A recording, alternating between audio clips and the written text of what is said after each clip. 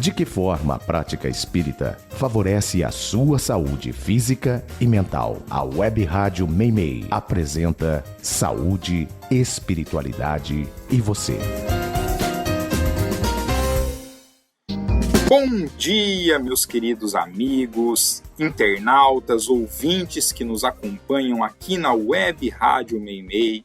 É uma enorme satisfação estar com vocês no programa Saúde, Espiritualidade e Você.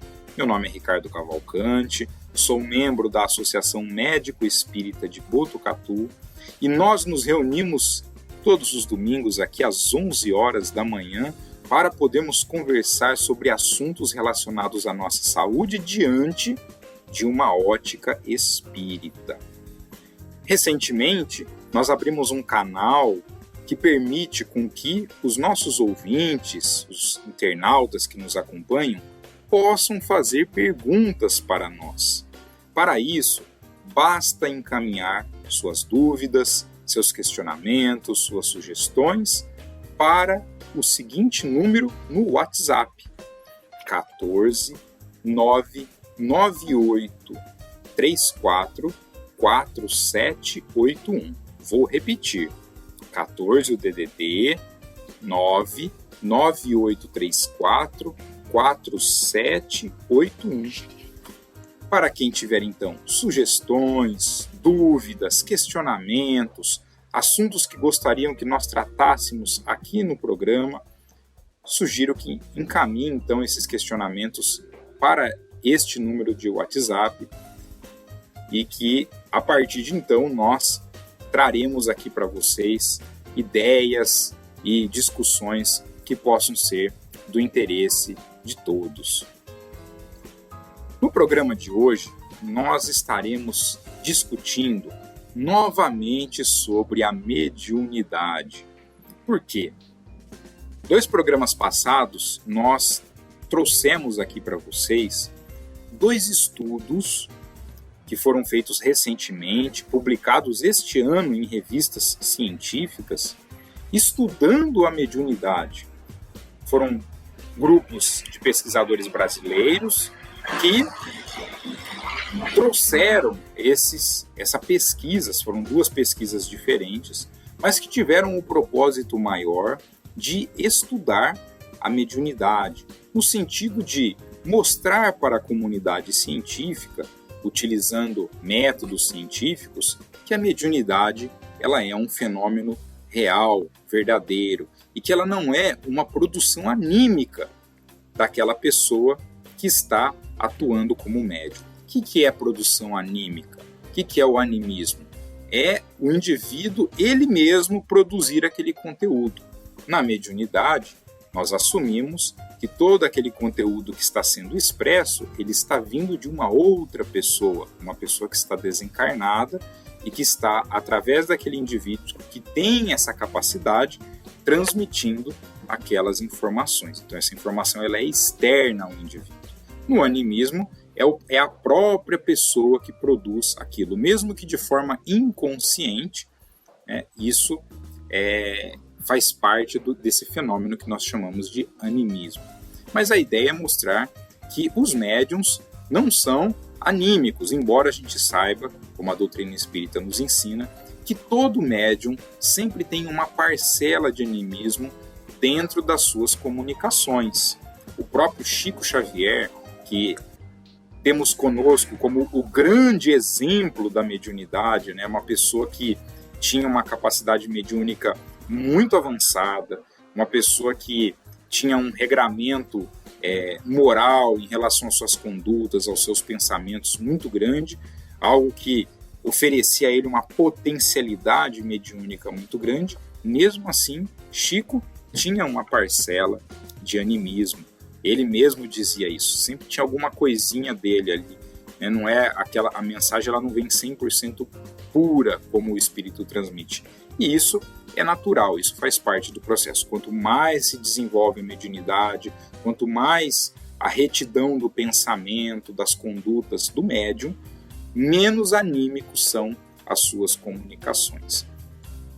Acontece que, a partir do momento em que nós discutimos esses dois estudos, né, que trouxemos esses dados que a ciência hoje tem buscado mostrar, que a mediunidade ele é um fenômeno real e que existe uma comunicação de uma inteligência externa falando através daquele indivíduo, algumas pessoas questionaram, puxa vida, mas como se dá o processo da mediunidade? Como que isso acontece no nosso corpo?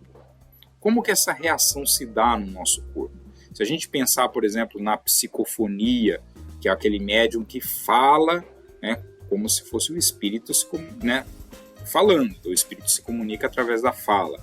Através, por exemplo, da psicografia, daquele médium que escreve uma mensagem que o espírito está transmitindo. Como que isso acontece? Como que o nosso corpo funciona em relação a isso? Existe uma ideia bastante antiga, mas que é uma ideia, vamos dizer assim, errônea, de que há a chamada incorporação. O que é a incorporação? Ou seja, o espírito comunicante, ele tomaria o corpo do médium, ocuparia esse corpo do médium e faria essa conexão, essa transmissão da mensagem, seja pela psicofonia, pela psicografia. Mas nós sabemos que, na verdade, não existe uma incorporação, porque o corpo do médium já é ocupado pela alma do médium, pelo espírito que o anima. E a vinculação do corpo com o perispírito, com o espírito, ela é uma vinculação única. Não tem como dois espíritos ocuparem o mesmo corpo de uma pessoa. Somente um espírito ocupa e é aquele que está ligado àquele corpo desde o seu desenvolvimento, desde a sua formação, ainda lá como um zigoto, como um embrião, e é este espírito que vai até o momento do desencarne. Não tem como outro espírito ocupar aquele corpo. Por isso que não existe, propriamente dito, o que se chama de incorporação. O que há, na verdade, é que o espírito do desencarnado assume um determinado comando. Ele gera um estímulo para aquele corpo do médium e permite com que essa transmissão aconteça. Para a gente entender como que acontece a transmissão mediúnica, primeiro a gente precisa entender um pouco como funciona o nosso cérebro, porque essa transmissão ela se dá através do nosso cérebro. Então, como que funciona no nosso cérebro? Para o nosso cérebro identificar que algo está acontecendo, nós, encarnados, temos os nossos sentidos, os 5 sentidos.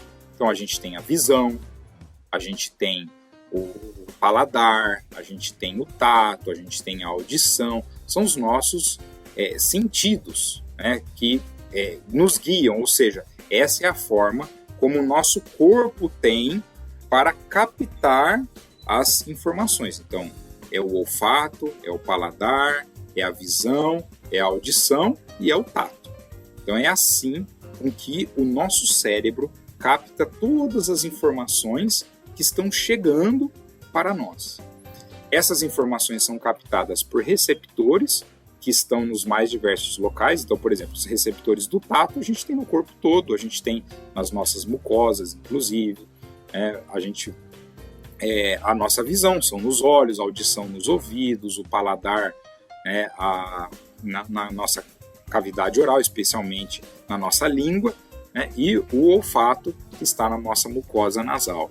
Então, a gente tem receptores distribuídos por todos esses lados. Os estímulos chegam até ali, aquilo ali gera uma informação que, através dos nossos neurônios, vai chegar até o nosso cérebro. E ele chega numa região do nosso cérebro chamada tálamo, que fica bem no meio do nosso cérebro, no chamado diencéfalo. Ali no tálamo, ele vai fazer a distribuição. Então, se aquele estímulo, por exemplo, ele é um estímulo sonoro, ele vai encaminhar para a parte do nosso cérebro que cuida do som, que interpreta o som. Se for visual, ele vai para a área da visão.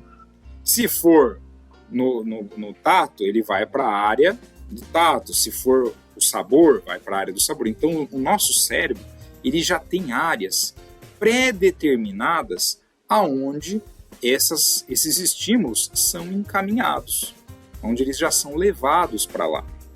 Então isso o nosso cérebro já funciona desse jeito, e essa estrutura chamada tálamo é quem faz essa distribuição. Chegou lá no nosso córtex cerebral, a gente toma consciência, porque o córtex é o que nos permite ter a consciência, a gente toma consciência daquele estímulo. E aí, a partir dali é que a gente pode reagir diante daquele estímulo.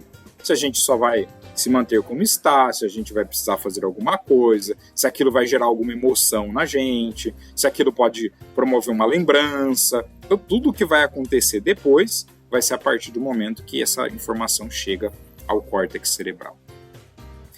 E na mediunidade, como que acontece isso? Porque assim, por exemplo, se eu tenho vontade de escrever, né, eu vou ativar essa área do meu córtex cerebral que trabalha com a escrita e eu vou escrever.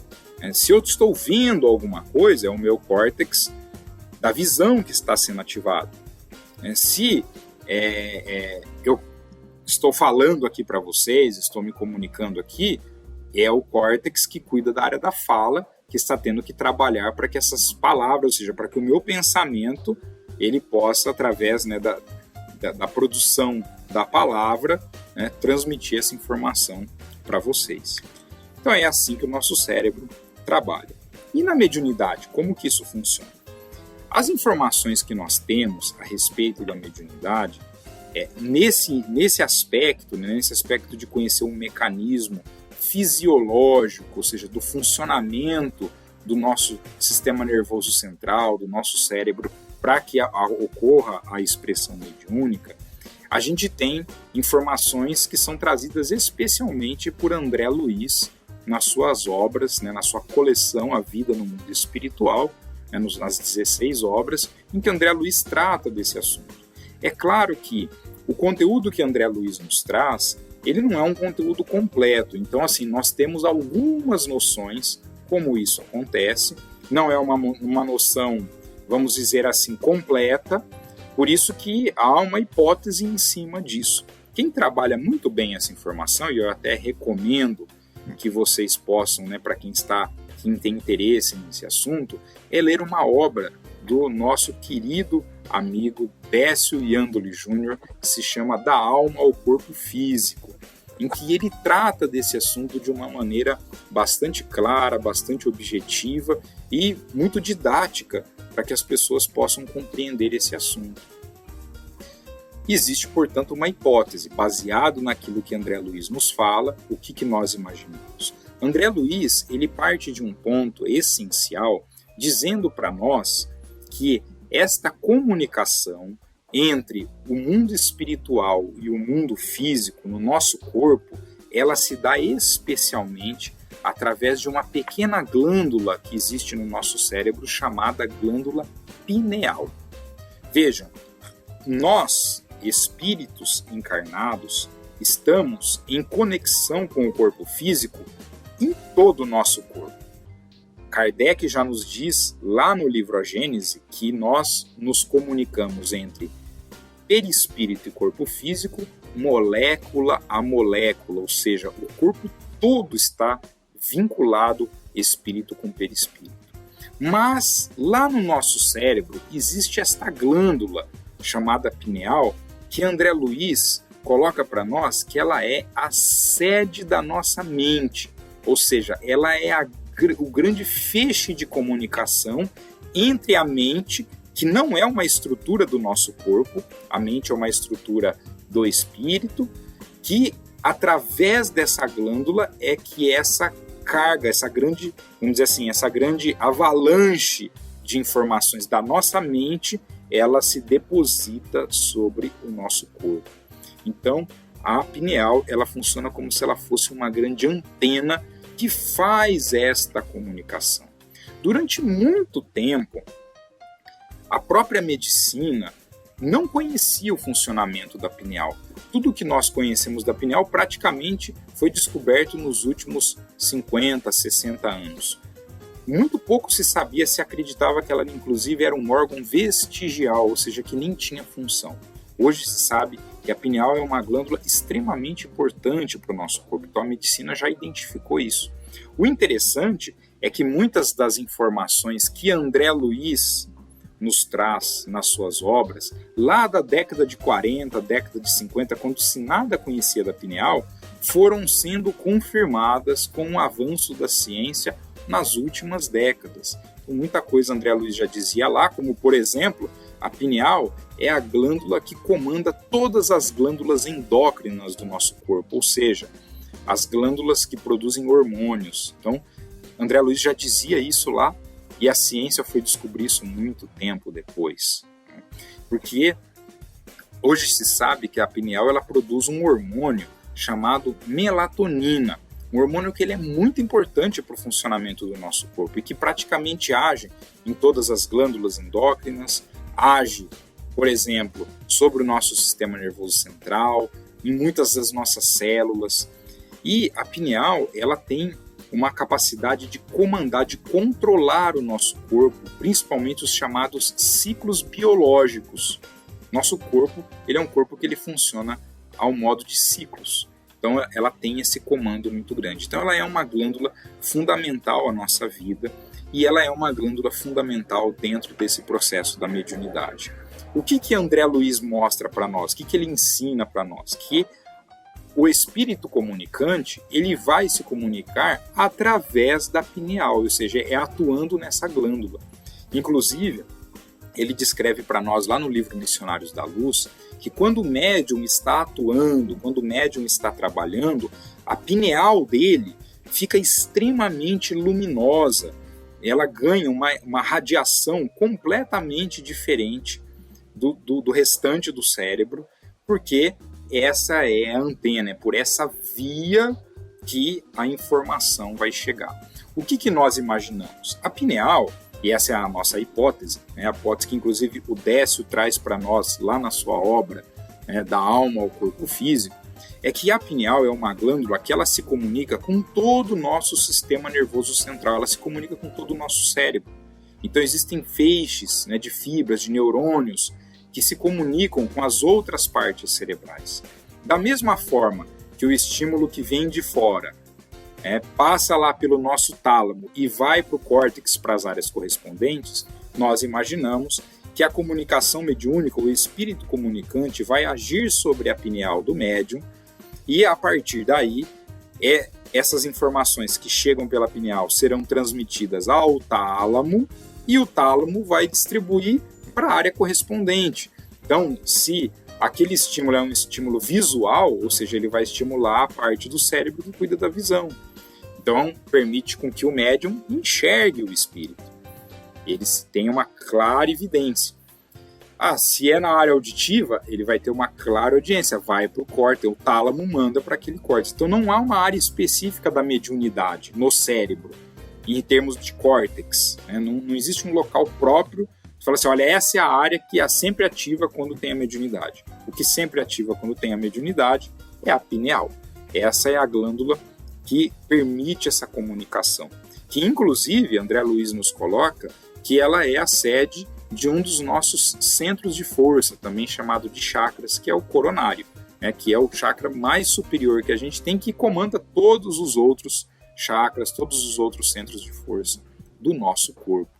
Então, essas informações, elas nos ajudam a tentar compreender como que se dá o fenômeno mediúnico. Então, o espírito desencarnado, ele vai atuar sobre a pineal do médium e, através dali, é que ele vai dar o estímulo para que o médium possa escrever, ou vai dar o estímulo para que ele possa enxergar, ou vai dar o estímulo para que ele possa fazer uma psicofonia, e atuando em diversas áreas do cérebro.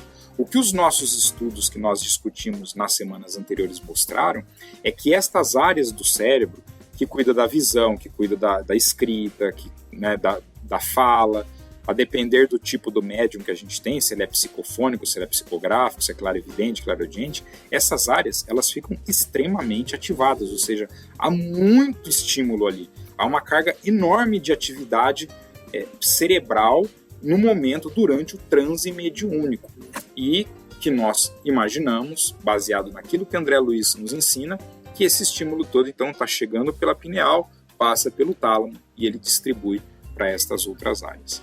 Então esse, de modo geral, é o modo como funciona o nosso cérebro e como funciona o processo de transmissão mediúnica. Fica aqui, então, para a nossa reflexão desta semana, que tenhamos todos uma semana de muita luz e de muita paz.